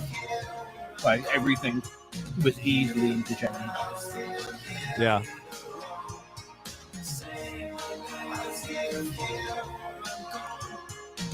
I feel bad about this. You saying there's a guitar sound in there? I can't hear guitar anywhere here. All I hear is synth. It's going with the ba, ba, ba, ba. Oh, that da da da da, the high thing? I think it's with the piano. Oh, that might be. Or just underneath it. Jupiter X. Oh man, I wish I had those keys. Oh, those old school synths. Yeah, the Jupiter X. That's the redo of the old Jupiter. What was it? 5? It's decent. The M1. Just. Everyone knows about my love about the M1, the M2, and the MS2. Fucking fantastic machines. I have the M1 app on my iPad. It's pretty close, man. They used to have an MS2 app on the iPad, which was fantastic, and they stopped doing it, and it annoyed me because I paid £23 for it, and it doesn't work anymore. Well, I hate on the iPad every time they change the damned operating system. It's like mine is old. Mine's like 10 years old, and it hardly works now because it's not current, with the new OS. Yeah, which is bullshit. I can't say nothing. This Jupiter week I got my phone upgrade. I got the iPhone. The iPhone swanky. As you got the 17 Pro? 17 Pro Max. Nice. It's you know what the worst thing about it is? That realistically, the only upgrade to I had a 15 Pro, and I could run XRP off it if I wanted to. It's fucking fantastic phone. Probably. Brilliant. You could there were times when our servers went down, and I ran it off my phone. Probably. I ran XRP off my phone multiple times in severe problems, and it worked flawlessly. But cool. And this phone, it probably is a little bit quicker, but the power that we have in these phones these days, nobody is going to use to the max. Oh yeah. I used to have, because Kat's mom, ALC's mom, always gets the brand, when a new phone comes out, she gets the biggest. She's got it right. Yeah. Not just she's got the new one, she has the top storage Max Pro model every time, and she only uses it for emails and texts. And it used to really upset me when I first got with ALC, and my mum would get this phone. I'd be like, I could run a whole fucking business off this phone, and your mum's using it for text. And the stupid thing is, American contracts as well. American phone contracts are insanely expensive comparison. Oh yeah. And I know Kat had the iPhone 13, which was 2 models down from mine, and she was paying $150 a month for it. Oh yeah, yeah, it's crazy. My brand new one is 60 quid. Wow. Comparatively, it's over half the price. It's absolutely astonishing. That's crazy. But I used to sit there going, fuck me, like she doesn't even, she would be equally as happy with like an iPhone 6 Plus. Oh yeah, for what she's doing. Would get exactly the same out of it. And I got Sure. this. And you know what? I'm not a big photographer. The camera's fantastic. It's astonishing. You know, I remember when I used to be happy to get a 3 megapixel handheld camera, and now we're talking like millions of multi-pixels. You know, it's astonishing. But I'm sitting here and going, did I need that upgrade? No. This phone does not do anything more than my last one did. But the screen is gorgeous. Oh, yeah. The lumens on the screen and the battery life is astonishing. You could watch Netflix for 30 hours on this easily. Wow. Without recharging. The battery life and the lumens and the screen is the upgrade. It is astonishing. Absolutely astonishing. But did I need it? No. Did I get a free upgrade? Yes. What's wrong with that? I know. But 50, the one thing I will say, the iPhone 17 series is probably the most ugly range of phones that has ever existed. It is such a horrible, like, I'm gonna take this out of the case just to prove a point of how fucking vile this phone is. The first thing I did was get vile. It's disgusting. Look at that vile phone. Look at it. Oh, you can. What color is that supposed to be? Is that red? It's orange and it's the factory color. Oh man, what is this? It's just such an ugly little lip on the back. Yeah, what's that? Yeah, it's ugly. It's a horrible phone. It's the most disgusting phone. I love Apple products and I love Apple design. But when I was still working for McQueen's when I first saw these, and one of my colleagues came in with it, and she came in all like happy because she knew I had my Apple Watch on. I'm a big Apple fan. Obviously, everyone else at work used Samsungs, and I was like, no, fuck you, shitty Samsungs, Apple all the way. And she came in with a new phone, and she was like, look, I've got it. And she was like, it just came out, so she was paying something stupid, like £150 a month for it. And she put it in my hand, and as soon as it landed in my hand, I was like, I've never been so depressed to hold an Apple product. It is so fucking disgusting. She's like, oh, but it's like some of the stuff it does, it does some photocopying and AI image editing and camera stuff. Right. It is good. It does have some advantages. It is a good phone. The screen is astonishing on it. But like, I would spray paint this cunt before I took it out of its case. I'm not going to lie. Tell us how you really feel, man. It's an ugly. I've been quite vocal today about how I feel about things, and I'm very sorry because 50% of this show is me ragging on your track, Craig, and I feel kind of bad about it now. I've realized, but I still love you, brother. Don't worry about it. And like everyone's entitled to the track opinion. Is still good. The track is still good. I'm not saying it's a bad track. That's okay. No, I'm just going to go upstairs after the show and lock myself in the closet and cry. Tizz doesn't love me anymore. You best not, exactly because what I'm in that much of a physical, mental. You'll start crying too if I do that. No, I won't. I won't start crying. I just won't be available to like speak to you. Like what I want to do now.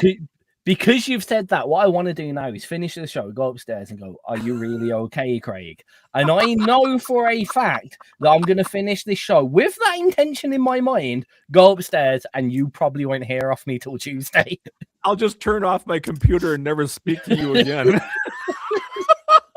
XRP, I've heard of it. I don't know what it's, I think it's a laundry detergent. I don't know. I did have a good one at work because like they've seen me like the past couple of days obviously a little bit busier on the phone. Monday I was in work fucking and all this website shit's happening. The work was quiet, so I was like, guys, can I need to use my phone, is that cool? And they're like, yeah, sound okay. Yeah, sure. And I'm dealing with it behind the bar and they're like, what do you run? Like, what are you doing? Because they're seeing my phone over the show, all these screenshots and shit over my shoulder.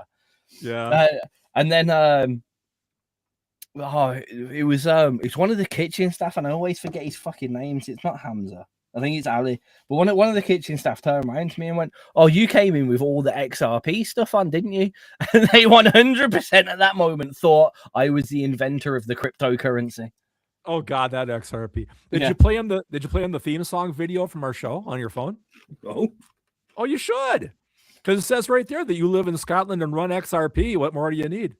It is quite the the thing, but you've got to bear in mind that the chefing side of this this venue is Turkish, and I don't know if you I don't know if you know a lot about Turkey and music, but just the food. Yeah, there is. I know what a turkey is. That's about all I got. But Turkey's creative scene is very restricted, shall we say? Ah, I see. There's a lot of like there's musicians that speak out a little bit too much and they will be arrested and jailed. And you never see them again. Rage Against the Machine could not play in Turkey. Let's put it that way. Function in Turkey. Yeah. I know that they have a whole cottage industry of like the movie industry that rehashes our movies. There's like Turkish Batman, Turkish Star Wars. It's Turkey's quite the echo chamber, in fairness. It's very like we only want music by our people that send the right message. We only want films from our people that send the right message. It's very internal. It's Turkey. Burke, as you remember from What About This, who did the show here on XRP Radio, he had to stop doing the show for a few months because the police were on his case about him doing the show. Let's put it out. It might have changed more recently. I mean, we're talking like 5-6 years ago. But I know there's a lot that's heavy restrictions on stuff like that. Music isn't a commodity, shall we say? It's not seen. Reprobates listen to music. But are they really funny guys? I love them. They're great. Go, man. They're a great bunch of people to work with. It's weird getting the culture shock around them. So, quite a few of them are married, and quite a few of them also have girlfriends. But that's normal. That's just the way it is. That's just, and I'm like, yo, like when the one guy turned around to me and was like, "Yeah, I'm going to see a girl tonight." I'm like, "Oh, playing away." And it's like, "Yeah, the missus knows, the wife knows." Wow. And I'm like, what? wait, what? And he's like, yeah, it's fine. Don't worry about it. I don't. Okay. It's a different culture. Is it right or wrong? I don't think it's what your ethics are what are right and wrong. Dude, it's just like AI. Yeah, it's the same. That's the same thing. I'm sitting here, like I can see a lot of men across the world that would be quite happy to have multiple women to have relations with. Keep them occupied. Yeah, I am a little curious how you wind up from Turkey in the middle of Scotland. Did it take a wrong turn someplace? Not so. I mean, not to put too fine a point on it, but the immigration process is easier in Scotland than it is in most other westernized countries. In that case, I'll be there next week. Yeah, it's like you at your age, especially as a retiree, you could move to Scotland tomorrow with quite conveniently. Damn, I'm packing my bags as we speak. If you wanted to. Sounds good to me. So there is. I'm quite there is a lot of Turkish people in my town. There is a lot of Turkish people, and it surprised me. I thought there'd be more like Afro-Caribbeans or Pakistanis or whatever, but it's Turkish and Albanians, like massively. Really? And you know what? They live a different way. They work a different way. I don't want to put too fine a point on it, but some may consider it dodgy, under the radar, I guess. I'm not going to say a thing. But it's not dodgy. It's like, we'll pay our fair way and we'll do the right thing, but this is stupid, so we're not going to do that. We're not paying our TV license because we don't watch the BBC. We think it's stupid. There you go. And then when the TV license comes round, they don't watch the BBC, so it's not illegal. It's just the UK is in such a rut of like, well, everyone pays their TV license, so you must pay yours. You know what I mean? It's a little bit strange. You know, all these flat earthers that are like, I'm not driving, I'm traveling, so I don't need a license. It's that kind of ethic. But like, I do get where they come from. But the good thing is, like, so they're, you know, they have been openly a little bit like, you know, you want the cash in the backhand. And I'm like, no, I want my tax paid so I can get a decent pension. And they're like, oh, fair play then. You know, it's not. Yeah. Okay. It's very much, you have your beliefs, we have ours, but they're not going to fight in the middle. Right. And honestly, like, I've worked, as you know, a lot of bars, a lot of venues. Oh, yeah. And I've never had such an easy rapport with the other members of the team. It's just wonderful. Like, from the point I vape, right? Yeah. And in any other job that I've had, it's been like, all right, you're going to take your 10-minute break now to vape kind of thing. Whereas this is kind of cover me for 2 minutes. All right, then, no worries. It's got that nice atmosphere. And because it's more European in the service as well, it's not on top. Like, I'm the bar guy, so I very rarely deliver plates to a table, but like, it's that old school European. Like, if you order 20 starters or 20 small plates, then they're gonna get to you when they're cooked. You're not gonna get 20 plates at once. You're gonna get 20 plates over a period of an hour. Deal with it. I love that style of service. When I went to Spain with ALC for our honeymoon, like, she was antsy. She was like on the edge of her seat a little bit because she's like, when are our drinks gonna get here? And I'll be like, when they get here, fuck it. You got to go to work, have you? We're on honeymoon. Fuck off, you know. So it's got that much more relaxed feel to everything. And at first, you see a few people get a little bit kind of, I'm on my lunch break kind of thing.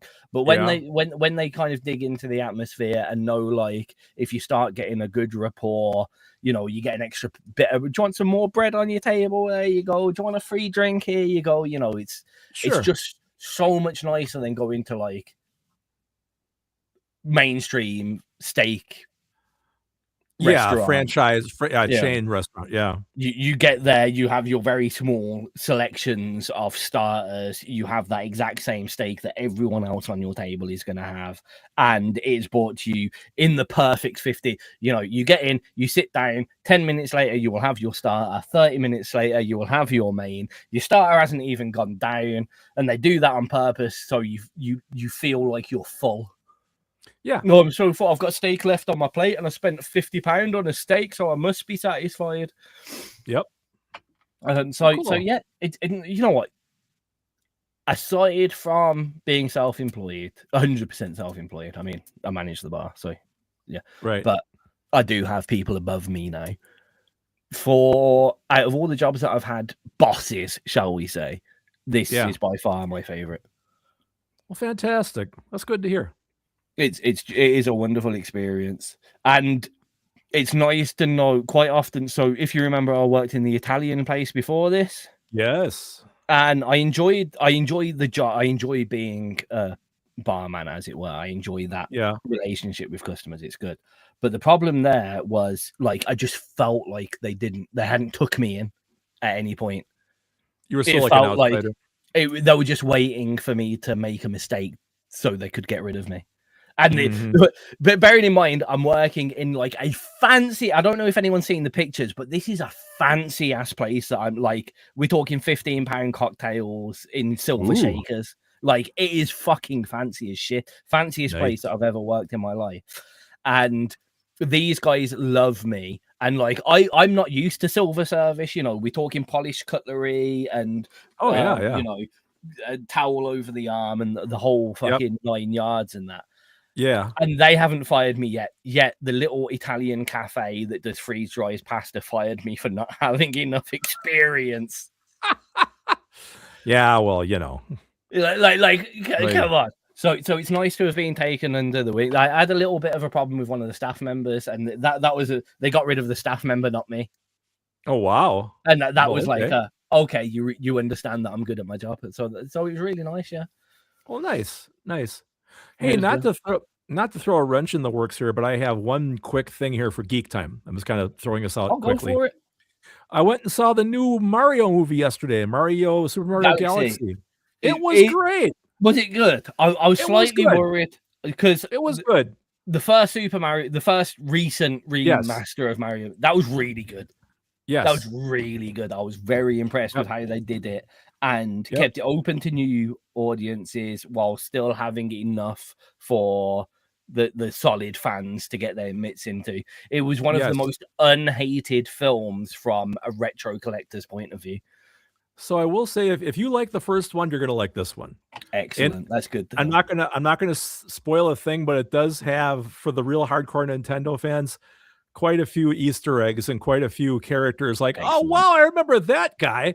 So very, very highly recommended.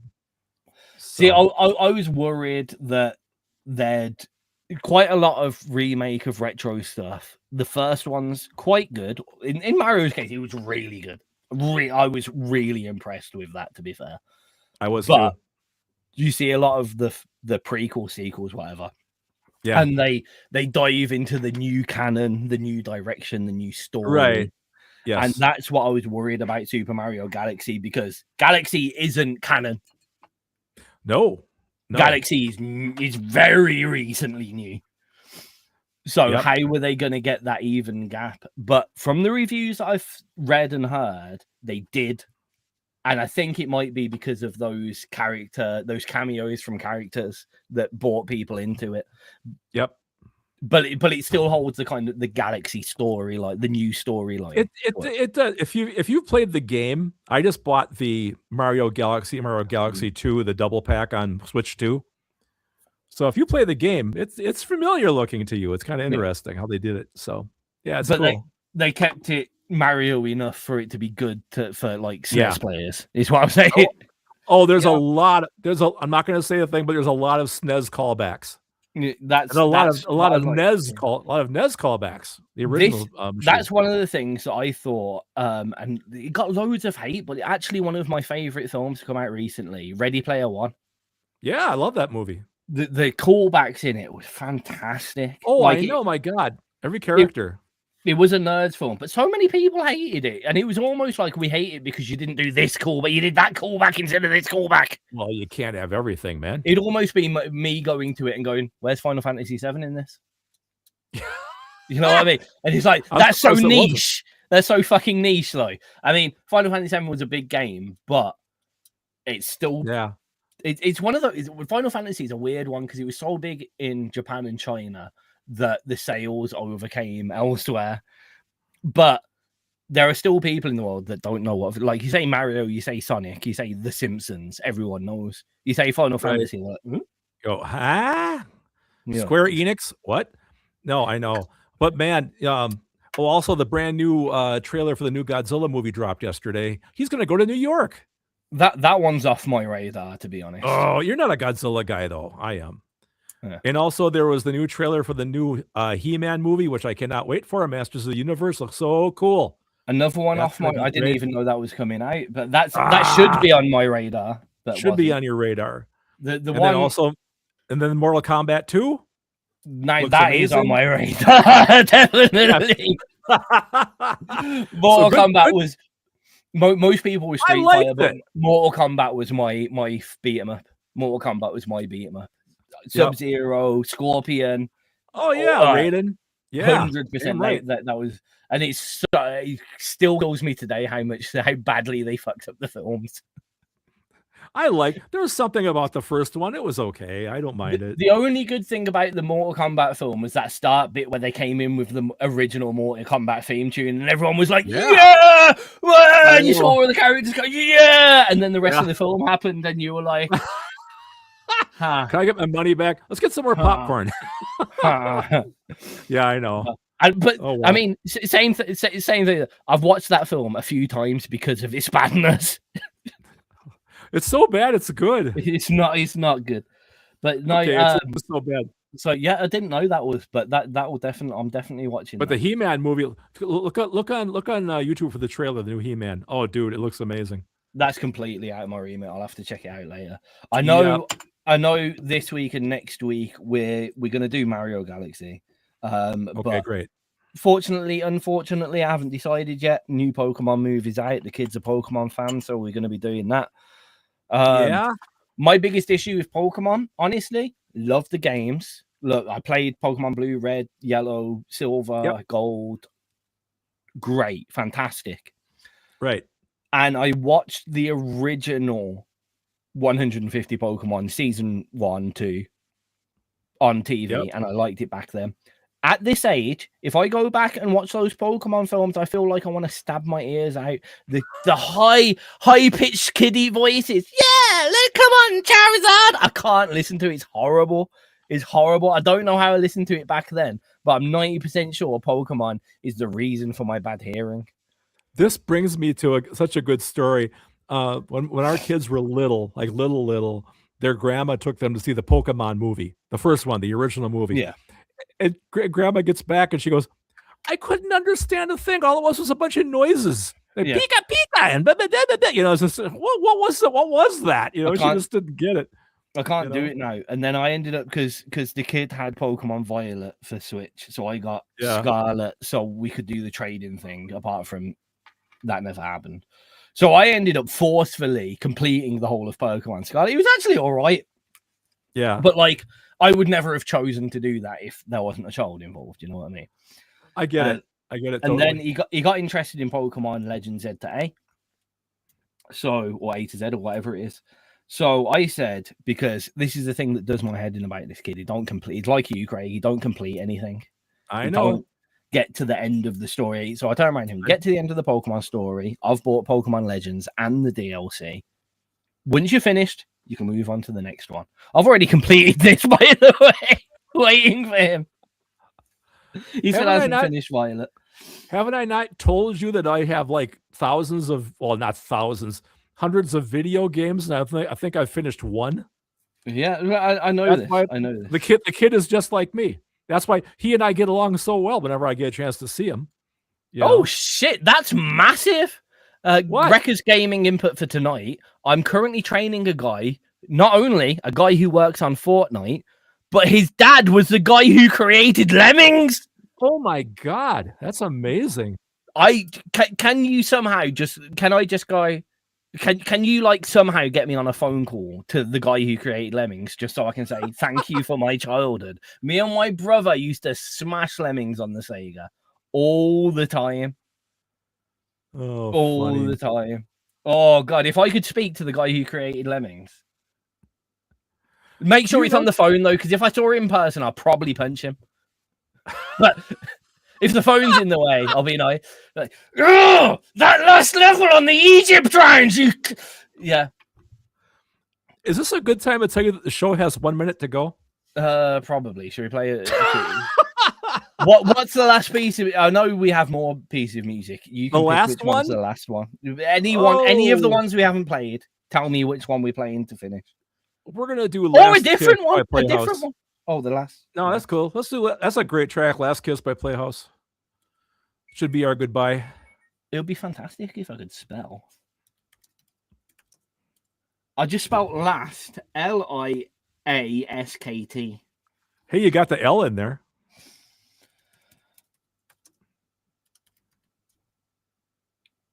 Playhouse. There we go. We went off on a million tangents today. The topic was great. Thank you so much for being entertained by us, apparently, for the evening. Apparently. We lost track. We didn't play all the tracks. Here we are. We'll get you next week. We will. Listeners, I said this at the start of the show. I am entirely overwhelmed. I am 3 weeks into a brand new management job. And then I woke up on Tuesday morning to a new website. Like normally, if you look at any website release of the past, I've done months worth of promotion. And I just woke up and I'm like, I don't know. I'm confused. I don't know what to do. I'm overwhelmed. I'll be back on Saturday. That's all you need to know. Fair enough. I'll be back with Craig on Wednesday and you'll have a proper show probably. I would hope so. Anyway, thank you so much, listeners, for bearing with us, or me specifically, for the evening. I'm going to go to bed straight after this show. Good plan. I'm going to have dinner. Thank you all so much for tuning in. As always, we appreciate your support. Always good to see you folks in the chat box. Have a wonderful week, and I will see you next Wednesday. Last track, last kiss, Playhouse. Right on.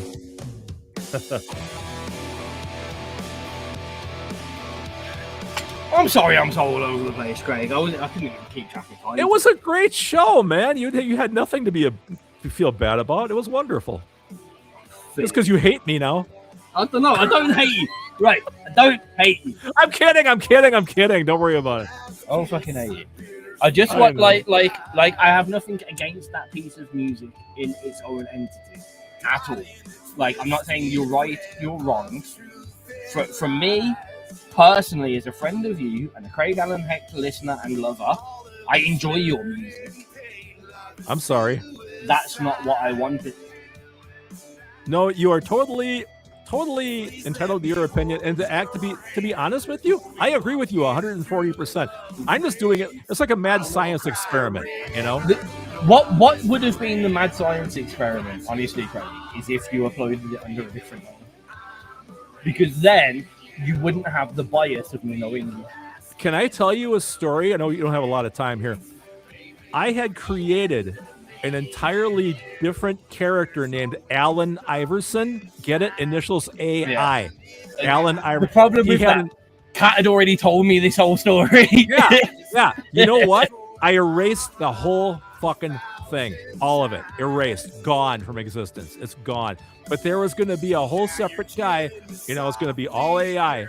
And I had this big idea to do that. And finally I went, fuck, I don't want to do that. So I pulled the plug on the whole damn thing. It's such a tightrope to walk, and I know when I next sit down in front of a computer with a mic and make a tune, I will undoubtedly use AI help support. Like, I know I will, because I'm a lazy bastard and I want to do it quicker. Well, here's one the deal. thing that I know in myself is there will be two times that I use it.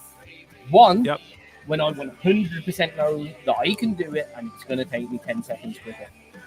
Yep. And two, when I absolutely have zero chance, like, it's an instrument I would love to have on. I can't play. I can't find anyone else to play it. I know the notes that I want played and how it's played, but the physical getting that onto a microphone is beyond my reach. Right. They will be the two places that I use. Yeah. Yep. Well, that's been my entire career. That's why I use loops. There's shit I can't play. But I hear it in my head. Well, a loop can do that. Look at a large proportion of the drums on my tracks. I mean, at bare minimum, they're sample drums. I will, like, for kicks and snares, as you know, I'll go to the extent of creating the leather chair. Bam, right. But if you look at some of the more obscure tracks that I don't play much, like just like the Dinosaurs, that is main stage, so it's kind of like the AI thing that you were saying, where you play your track in and it provides you the correct drum loop. It's not as AI, so there's a lot more like, this is where I need the fill, this is where I need, you know. Right. But just like the Dinosaurs, the whole track was I didn't even sample the drums, I didn't program the drums, they were generated for me. And I just made sure, you know, every 16 bars. That's the show for everyone that's been watching us. Thank you. And I'll see you later. I wasn't ready. See you on Wednesday. Bye-bye.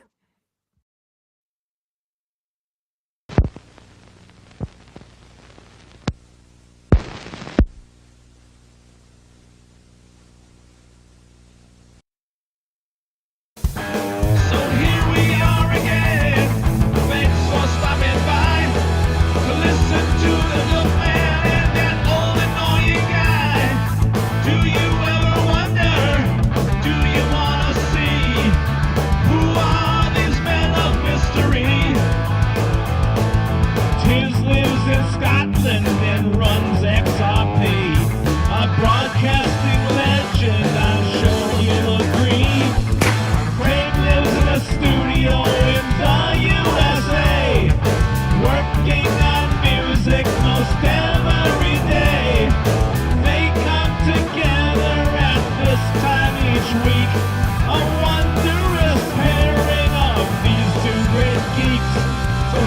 in the chat box and say hello, and listen in wonder to the great